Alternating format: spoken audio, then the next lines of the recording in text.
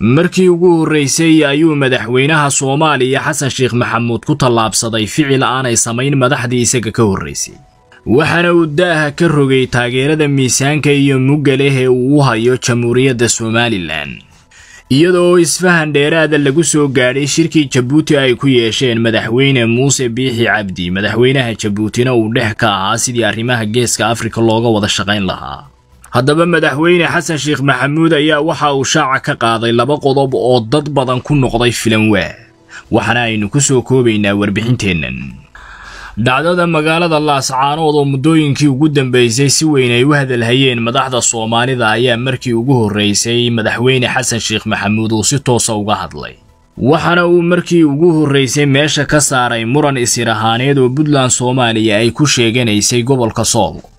madaxweyne Xasan Sheekh Maxamuud ayaa sheegay dawladda kaliya ee looga dambeynaya inay tahay Somaliland nabadgelyada iyo sidoo kale xasiloonida magaalada Laascaanood ee xarunta gobolka Sool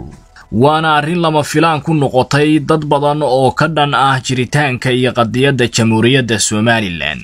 waxa uu intaa ku daray madaxweyne Xasan Sheekh Maxamuud inaanay nabadgelyo mooye kaga qayb qaadanayn wax kale dawladda uu isagu ugu sareeyo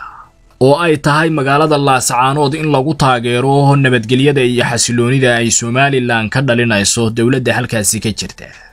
ilo wareediyo ay warbaahinta xogogaal heshay ayaa waxa ay noo xaqiijiyeen in madaxweynaha Somaliland iyo madaxweynaha Soomaaliya isfahan iyo wada shaqayn ay ku soo gaadheen magaalada Djibouti ee xarunta wadankaasi iyadoo uu dhex ka yahay madaxweynaha wadankaasi Ismaaciil Cumar Geelle oo isu jiidayay labada dhinac waxana ay u muuqataa inuu midho dhalay warar kale ayaa sheegaya in xiisadda laga aloosay magaalada Laascaanood ay salka ku haysay isfahanka labada madaxweyne oo la ogaaday waxa kale oo dhawaan soo baxay inay Somaliland si weyn uga qayb qaadatay guushii uu ku gaadhay madaxweyne Xasan Sheekh Maxamuud kursiga ugu sareeya Soomaaliya